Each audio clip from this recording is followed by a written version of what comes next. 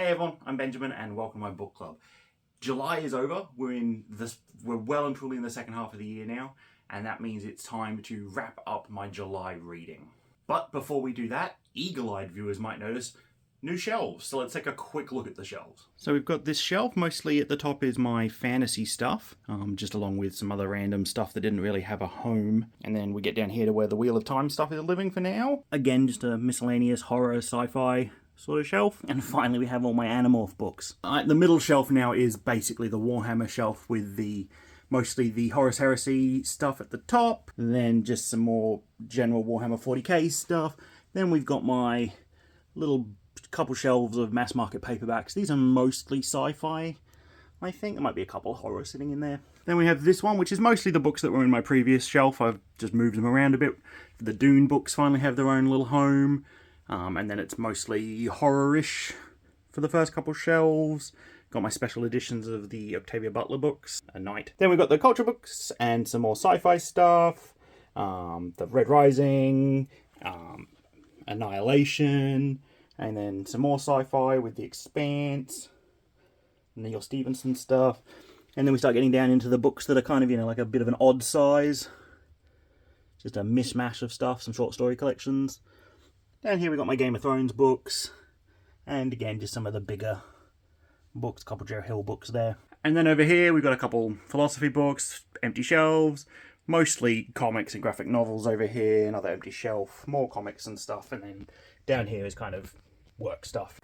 And then I do have some more books on display out in the living room with my Sci-Fi Masterwork series, some Asimov stuff, Alistair Reynolds, and over here a couple more books I thought looked nice, like the Paul Tremblay stuff, my Greg Egan stuff, my Three Body Problem series, some crime stuff, and finally The Ring. Let me know what you think. Is there anything you saw there that you'd really like to hear me read and review, or is there anything wrong with the angle of the camera or the sound quality or anything? Just let me know and I'll try and get it fixed up. But let's just jump right into the reading. As of the end of July, I have read 49 out of 50 books that I had planned to read this year. So I think I'm going to have to bump that number up quite considerably at this point. I think my new goal is going to be 80, to read another 30 books in the back half of the year. But let's just jump right into the books I did read, shall we? First book I read in July was The Lies of ℚ𝕚𝕚𝕚, which I did enjoy. I have a whole review that came up on the channel last week if you want to check out my full thoughts. In short, I think the story is fantastic. I think the characters are amazing. Just the structure of the book really rubbed me the wrong way. There's lots of cuts to flashbacks, and they all happen at like cliffhanger moments, and it became really frustrating, like physically infuriating when it kept happening. But apart from that, I really enjoyed it. As an aside, if anyone's read the second book, can you tell me if it has the same sort of structure? Is it full of flashbacks? Or is it kind of more of a traditional narrative? Because I'd love to read it, but if it's full of flashbacks, I'm not going to do it. As for a rating, I think Lies of ℚ𝕚𝕚𝕚, it's a pretty solid 3 stars. The story's fantastic, but it's rare that a book makes me as angry as that book did with its structure. After that, and after reading quite a bit of fantasy recently, I was in the mood for some short stories, and I picked up both of Ted Chiang's collections. I picked up Stories of Your Life and Others and Exhalation, and read through them back to back.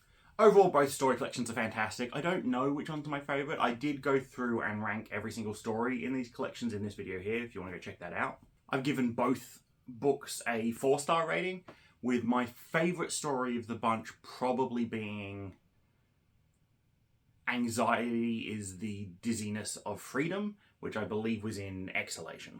Alright, a book whose full review is coming out next week on the channel, so I won't spend too much time talking about it, but I then read Kings of the Wild, which was my 8th fantasy book from my fantasy reading challenge, and spoiler alerts for the review, I think probably my favourite. This gets a very, very easy 5 stars. It's so much fun. I usually bounce off comedy books, and this has quite a bit of comedy in it, but it all lands really perfectly.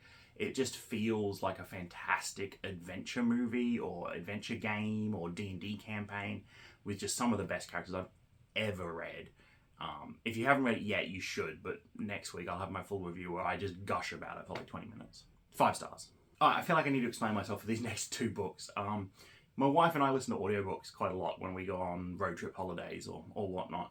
And some of our favourite audiobooks have historically been shark books, mostly Megalodon based. We've read the Meg books, which if you haven't read, they're really fun. They've got nothing to do with the Jason Statham movies, which we also like. And we've read half a dozen other Megalodon books. If you have any Megalodon book suggestions, leave them in the comments, because I'm always looking for new Megalodon books. But on our road trip, we listened to Megalodon Bloodbath. It was fine. There was too much human stuff in it, like the main subplot, or sometimes even felt like the actual plot was about some bank robbers, which I found kind of interesting, but my wife found very dull. She just wanted to hear about the sharks. And the stuff with the sharks was fine, but it wasn't the best we've ever read. But it was interesting enough that I wanted to continue the series, so I also went on and read Megalodon Bloodshed, which was way better than the first one, actually. I think both books are about 3-star reads, but the second one is definitely the better, stronger read if you're looking for like a monster read like we were. It's got more sharks, it's got more other creatures, it's got less human drama and more about the sharks and dealing with them and dealing with their attacks and impact and whatnot. Yeah, both get 3-star reads. I think they're definitely worth reading, but if you know of any really, really good Megalodon books, let me know, because me and my wife would love to listen to them. Alright, up next, I finally finished an audiobook that I had been dawdling on for a very, very long time. That was The Carrion Throne from the Warhammer universe. And I'm not going to give it a rating because I didn't give this book the attention it deserves. It's not a particularly complicated book, but I started listening to this when I was doing quite a bit of driving, and then there's been long gaps between when I was listening to it, and then I've often been listening to it in like 10-minute chunks, and I just haven't really spent the time listening to it enough, reading enough to really get into it. And that's not the book's fault. From what I recall and the bits I did really pay attention to, I loved. I think it's probably a fantastic book, and I'd love to pick it up in print if it wasn't this much money. So I'm not going to give it a rating. I don't think I deserve to rate this one. I think you should check it out, though. It is interesting. It's about some inquisitors on Earth chasing down some inconsistencies with some shipping manifests and some cult stuff that have been going on as we lead up to one of the big holy days. And we finally deal with some custodes, which is really cool. We have the Inquisitors, we have some alien Xeno stuff going on. It's really fun, actually. I think I'll probably reread it if I can ever pick it up in print. The audiobook is fine, but the narrator does different voices for the characters, and I found like 3 or 4 of them really hard to listen to and really hard to pass. So that made it very difficult to really keep following things. Another audiobook, this one that I just smashed through because they're amazing. I listened to Tales of the Gas Station Volume 3, which, if you haven't listened to the audiobooks of these, they're fantastic. I won't say too much about number 3 because it's the 3rd in the series. I don't want to give away spoilers.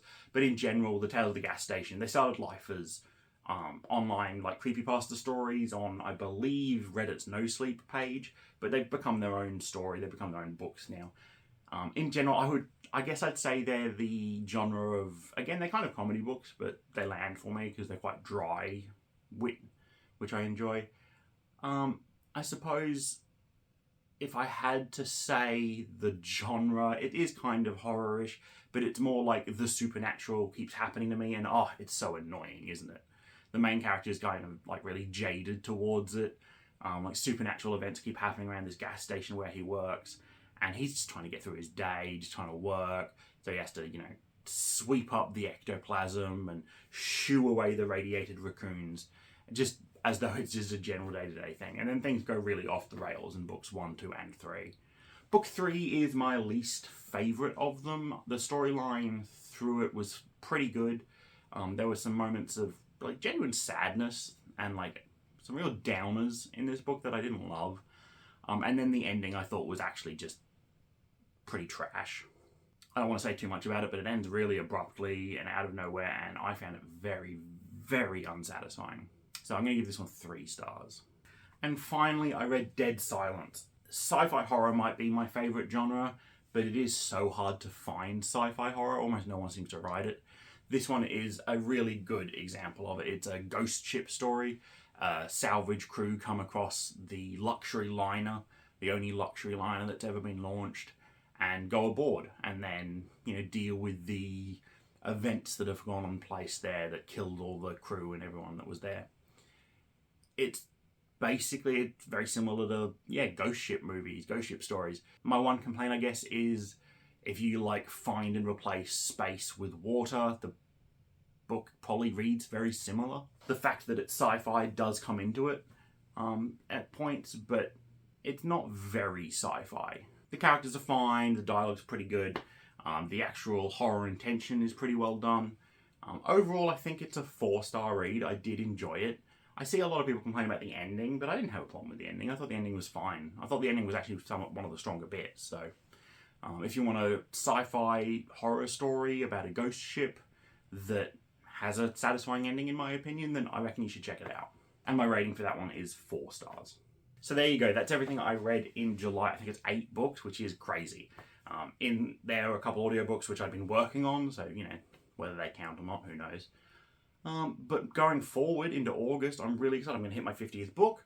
I've already picked that one. I'm going to read Count Zero by William Gibson, the sequel to *𝕤𝕤𝕟𝕠𝕠𝕜, which I read earlier on this year.